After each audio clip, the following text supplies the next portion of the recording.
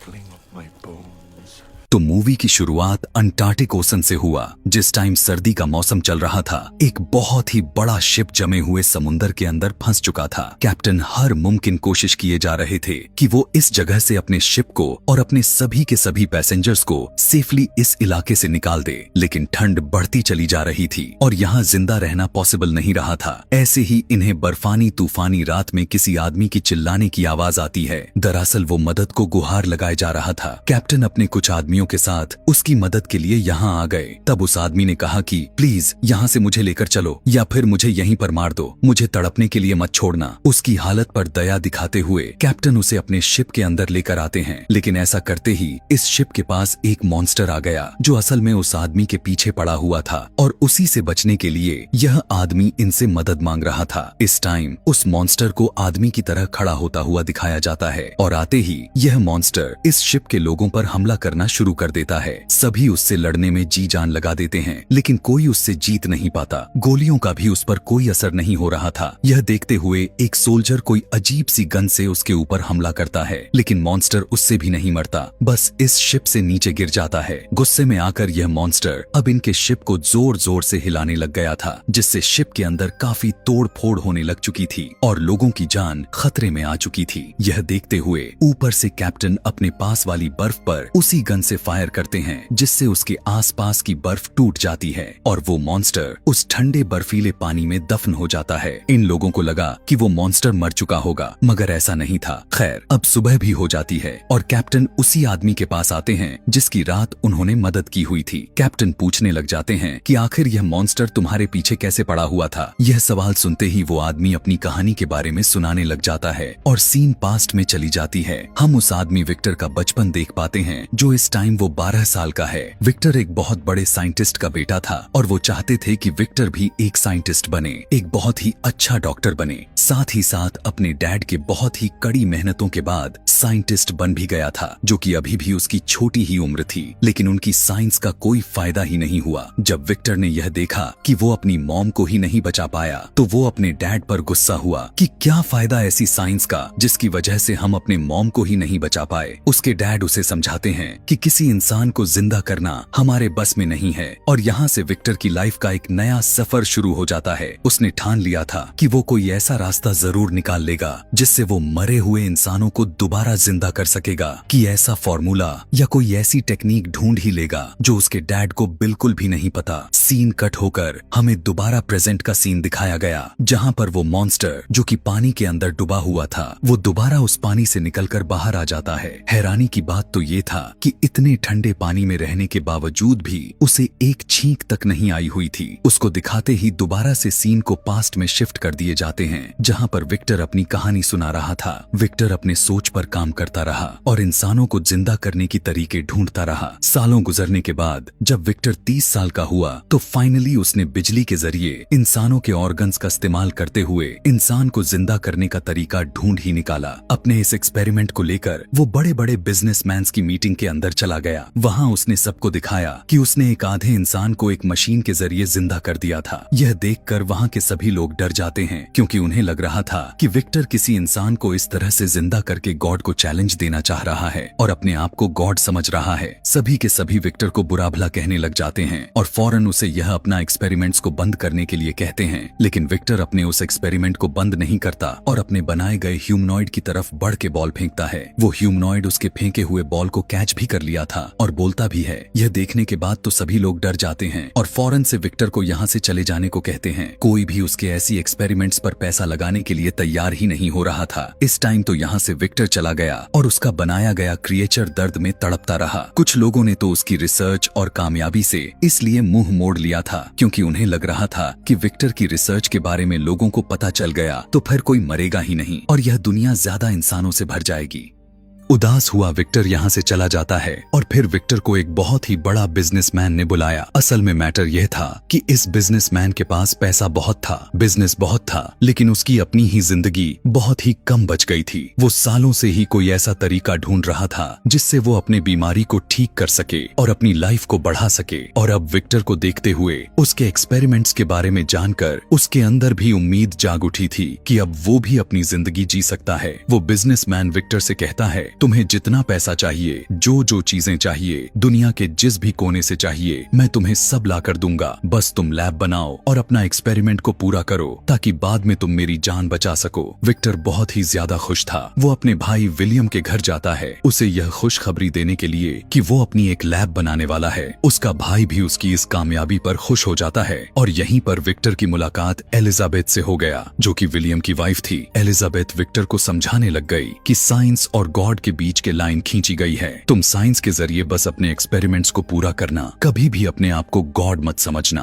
खैर, विक्टर अब बहुत ही दूर एक ऐसी जगह पर चला जाता है जहाँ पर कोई भी उसके एक्सपेरिमेंट्स के बारे में जान ना पाता। इस महल को धीरे धीरे अपने लैब में बदल कर रख देता है और चांदी के 2 बड़े बड़े एंटीनास भी मंगवाता है। वो जानता था कि एक पूरे इंसान को जिंदा करने के लिए बहुत ही ज्यादा बिजली की जरूरत पड़ने वाली थी और इतनी बिजली इस टाइम पर कोई बना भी नहीं सकता था। और इंसान को पूरी तरह से जिंदा करने के लिए उसने आसमानी बिजली की इस्तेमाल में लेने के लिए सोचा था और यह चांदी के एंटीनास आसमानी बिजली को इकट्ठा करके उसके एक्सपेरिमेंट्स को पूरा कर दे और उसके जरिए इंसान को जिंदा कर देते। विलियम, उसकी वाइफ, जो कि वो उस बड़े बिजनेसमैन की भतीजी थी, वो भी विक्टर का साथ देते थे। उन्होंने ही मिलकर विक्टर के साथ मिलकर यह लैब कंप्लीट करवाए हुए थे। लैब के बनने के बाद विक्टर ने काफी एक्सपेरिमेंट्स किए, मरे हुए इंसान को पूरी तरह से जिंदा करने की कोशिश की, लेकिन वो इस एक्सपेरिमेंट्स में कामयाब नहीं हो पाया। तब एलिजाबेथ ने उसे कहा कि ऐसे नहीं, तुम बिल्कुल शुरू से शुरू करो, अपने ऊपर गौर करो, जैसे तुम हो वैसा ही तुम उसे बनाओ। विक्टर एलिजाबेथ की बात को समझ चुका था और उसने अपना एक्सपेरिमेंट्स नए तरीके से शुरू किया। उसने अपने बॉडी के मूवमेंट्स पर ध्यान देते हुए अपने बनाए ह्यूमनॉइड को उसने स्केलेटन्स और मांस को कुछ तारों से जोड़ दिया, जिसकी वजह से वो अपने हाथ पैर को हिला सकता था, चल सकता था। उसने उस क्रिएचर के पूरे बॉडी के अंदर तारे बिछा दिए। उसका स्ट्रक्चर को पूरा करने के बाद विक्टर को अब जरूरत थी तो वो था उसके अंदर सारे के सारे ऑर्गन्स को लगाना। अब वो विक्टर कहाँ से अरेंज कर पाता। उसी टाइम में जंग भी चल रही थी। वो जंग के मैदान से बहुत सारे डेड बॉडीज को उठाकर लाया और उन्हीं डेड बॉडीज के ऑर्गन्स को निकालते हुए उसने बिल्कुल उसी तरह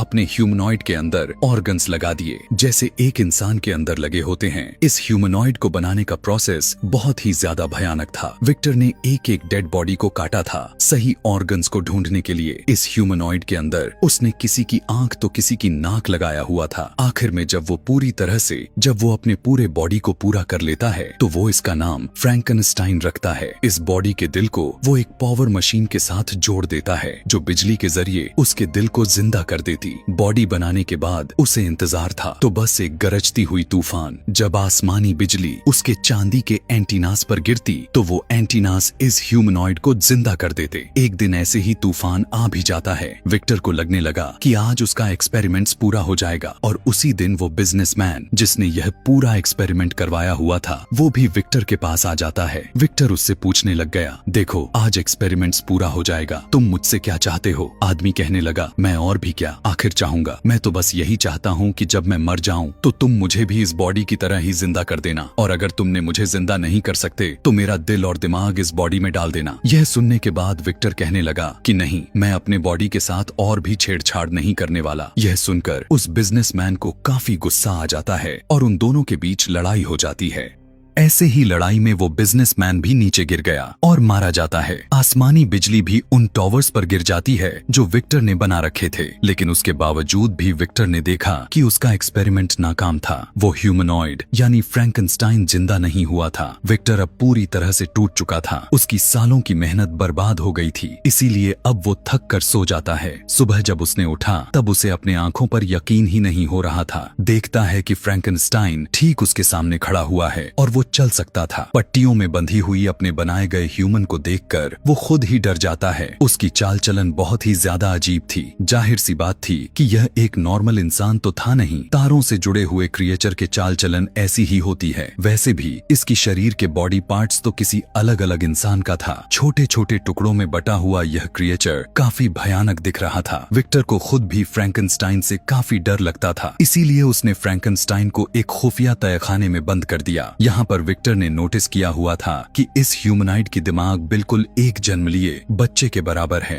विक्टर अब उसे बोलने के लिए सिखाने लग गया और उसे अपना ही नाम रख दिया। उसके सामने आकर कहने लग गया कि आई एम विक्टर, मैं विक्टर हूँ। और फ्रैंकनस्टाइन उसी अंदाज में मगर अपने बहुत ही भयानक आवाज में बोलता है। हर गुजरते हुए दिनों में विक्टर उसे आम इंसानों वाली लाइफ सिखाने की कोशिश करता रहा, लेकिन विक्टर एक बात भूल गया कि दिमागी तौर पर फ्रैंकनस्टाइन एक बच्चा है और उसे एक बच्चे की तरह ट्रीट करना था। कुछ दिन गुजरते ही विलियम अपनी वाइफ एलिजाबेथ के साथ विक्टर से मिलने के लिए आते हैं और उसके आने पर विक्टर घबरा जाता है। विक्टर एलिजाबेथ के अंकल को मार चुका था। अभी वो यह सब सोच ही रहा था कि तभी एलिजाबेथ को तहखाने से कुछ आवाज आते हैं। यहाँ जब वो जाती है तो उसका सामना फ्रैंकनस्टाइन से हो जाता है। वो उसे देखकर बहुत ही ज्यादा हैरान हो चुकी थी और विक्टर की कामयाबी पर खुश भी थी। फ्रैंकनस्टाइन को देखकर वो कहने लग गई कि तुम तो बहुत ही बड़े हो। और यहाँ पर फ्रैंकनस्टाइन उससे उसका नाम पूछने लग गया और एलिजाबेथ उसे अपना नाम बताती है। एलिजाबेथ भी अब फ्रैंकनस्टाइन को चीजें सिखाने लग चुकी थी। वो उसे 3 नाम बताया हुआ था, पानी, हवा और आग। विक्टर जब यह नोटिस करता है कि फ्रैंकनस्टाइन उसकी सिखाई हुई बातें नहीं समझ रहा बल्कि वहीं एलिजाबेथ के सिखाई हुई बातें समझ रहा है, क्योंकि वो बच्चों के लेवल पर आकर उसे समझा रही थी, जो विक्टर को थोड़ी सी जेलेशी फील होती है। इसी गुस्से में वो अपने भाई विलियम के पास जाता है और उसे कहने लगा कि तुम फौरन से एलिजाबेथ को यहाँ से लेकर चले जाओ। जो क्रिएचर मैंने बनाया हुआ है वो बहुत ही खतरनाक है। उसी ने एलिजाबेथ के अंकल को मार दिया है। वो विलियम को एलिजाबेथ के अंकल की लाश भी दिखाया था और कहने लगा कि तुम्हें अपनी और अपनी वाइफ की जान प्यारी है, तो आज ही और इसी वक्त यहाँ से चले जाओ और मैं अपने इस क्रिएचर को भी यहीं पर खत्म कर दूंगा। विलियम भी विक्टर की बात मानते हुए एलिजाबेथ को लेकर यहाँ से बाहर निकल जाता है और उनके निकलते ही विक्टर इस पूरे महल के अंदर पेट्रोल छिड़क कर आग लगा देता है, जिसकी वजह से ये पूरा का पूरा महल ब्लास्ट हो जाता है और विक्टर भी ब्लास्ट में उड़ता हुआ बाहर फेंका जाता है। उसकी टांग इतनी बुरी तरीके से जख्मी हो चुकी थी कि पूरी तरह से टूट गई थी और अब कुछ व्हील के साथ ही उसकी पैर जुड़ी हुई थी।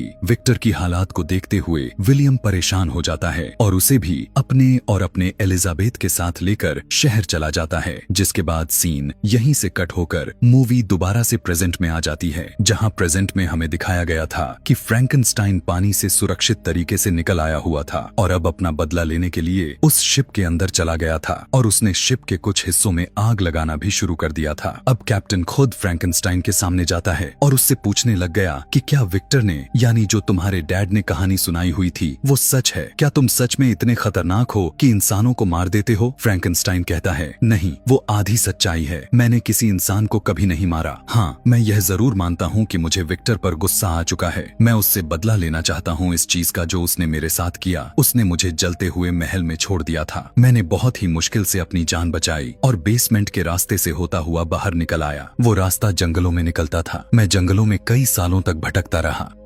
वो कहता है कि विक्टर ने कभी इस बात का भी ख्याल नहीं किया। मैं दिमागी तौर पर एक बच्चा था। मैं उस दुनिया में कैसे जीता? मैं मुश्किलें सही, जानवर तक मुझे देख डर कर भाग जाते थे। मैं बहुत ही अकेले हो चुका था। जंगल में कुछ शिकारी मुझे देखते थे तो वो फौरन से मुझ पर हमला करने लग जाते थे, क्योंकि वो मुझे शैतान समझते थे। ऐसे ही एक बार कुछ शिकारी उन्हें देख लेते हैं जिनसे वो बचकर भाग नहीं पाता और शिकारी उसे गोलियां मार देते हैं। अपनी जान बचाने के लिए वो यहाँ से भागता हुआ एक घर के पास आता है और उसमें छुप जाता है। जब उसे होश आया तो उसने देखा कि उसके सारे के सारे जख्म अपने आप ही भर चुके थे। फ्रैंकनस्टाइन हैरानी से यह सब कुछ बताए जा रहा था। वो कहने लगा कि फिर मैंने उस घर में देखा। उस घर में काफी सारे लोग रहते थे, एक दूसरे से प्यार करते रहते थे। मुझे भी एहसास हुआ कि मेरी भी ऐसी एक फैमिली होनी चाहिए, ऐसे ही लोग होने चाहिए जिनके साथ मैं बात कर सकूं। फ्रैंकनस्टाइन देखता था कि ओल्ड मैन अपने ग्रैंड डॉटर को कुछ पढ़ाया करता था। छुपकर वो सारी बातें समझता था, उनकी लैंग्वेज को सुनता सीखता और उनके बिहेवियर को नोटिस करता था। फ्रैंकनस्टाइन के दिल में भी यह उमंग जागती रहती है कि एक दिन वो भी इस फैमिली का हिस्सा बन जाए। वो देखता था कि किस तरह फैमिली के लोग अपने अपने कामों पर जाते हैं और घर घर की जरूरतें पूरी करते हैं। उसने भी घर के लोगों की मदद करने का और उनकी जरूरतें पूरे करने का फैसला किया। कभी वो ढेर सारी लकड़ियों के बंडल तोड़ लाता था, कभी वो हिरन का शिकार करके इनके पास रख देता था। यह फैमिली हैरान तो होती है कि आखिर इनकी मदद कौन कर रहा है। तब ग्रैंडपा यह कहकर टाल देते हैं कि शायद गॉड हमारी मदद कर रहे हों। खैर, कुछ अरसा गुजरता है और ये फैमिली घर छोड़कर शहर जाने का फैसला कर लेती है,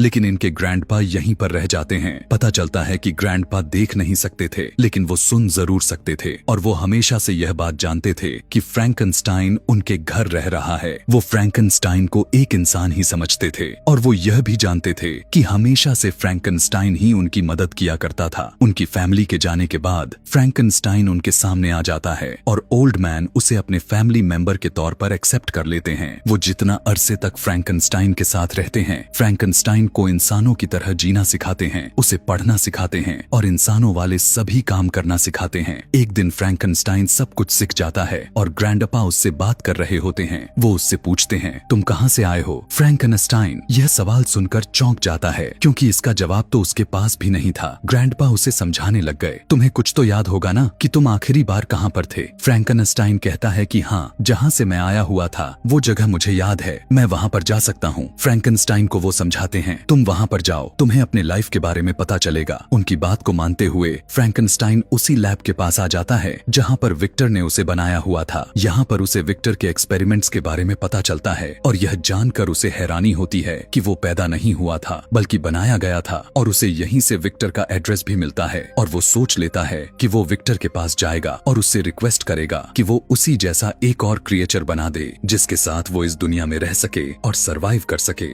अपने बारे में जानने के बाद वो फौरन ही ग्रैंडपा के पास जाता है, उन्हें यह खुशखबरी सुनाने के लिए कि उसे अपने बारे में पता चल चुका है। लेकिन वहां जाकर उसे देखने को मिला कि भेड़ियों ने ग्रैंडपा पर हमला कर दिया था और ग्रैंडपा बिल्कुल मरने की हालत में आ चुके थे। यह देखकर वो बिल्कुल टूट गया। उसने ग्रैंडपा से कहा कि आप मर नहीं सकते, आप ही तो इस दुनिया में मेरे अकेले साथी हैं। इन्हीं बातों के दौरान ही यहाँ पर ओल्ड मैन के बेटे आ जाते हैं, जो फ्रैंकनस्टाइन को मॉन्स्टर समझ लेते हैं और पीछे से ही उसके ऊपर शूट कर देते हैं। उनसे बचने के लिए फ्रैंकनस्टाइन भागते हुए बाहर आ गया, लेकिन उसके ऊपर ये इतनी गोलियां चलाते हैं कि आखिर में वो गिर जाता है। इन्हें लगा था कि वो मर गया, पर वो सिर्फ बेहोश हुआ था। अगले दिन उसे दोबारा से होश आ गया, लेकिन अब ग्रैंडपा भी वहां नहीं रहे थे। उनके बच्चे यहाँ से लेकर चले जा चुके थे। फ्रैंकनस्टाइन जानता था कि अब उसे क्या करना है। उसे विक्टर के पास जाना था। विक्टर का एड्रेस उसे पहले ही मिल चुका था। सफर तय करते हुए जब वो विक्टर के पास पहुंचा तो उसने देखा कि विक्टर और उसका भाई विलियम पार्टी कर रहे थे। यह देखने के बाद तो उसे गुस्सा आ गया कि फ्रैंकनस्टाइन अभी अपने दर्द में जिंदगी गुजार रहा है और विक्टर अय्याशी की जिंदगी जी रहा है। इस गुस्से में आकर वो विक्टर पर हमला करता है और कहने लगा, मैं तुमसे अपना बदला लेकर ही रहूंगा। विक्टर भी उससे कहता है कि मैं यही तो चाहता हूँ कि तुम मुझे मार दो। मुझे अफसोस है कि मैंने तुम जैसी भयानक क्रिएचर को बनाया। मैं तो उसी दिन से पछता रहा हूँ जिस दिन से मैंने तुम जैसे मॉन्स्टर को बना दिए। यहाँ पर फ्रैंकनस्टाइन उसे कहता है कि मैं मॉन्स्टर नहीं हूँ, पर विक्टर उसकी बात नहीं सुन रहा था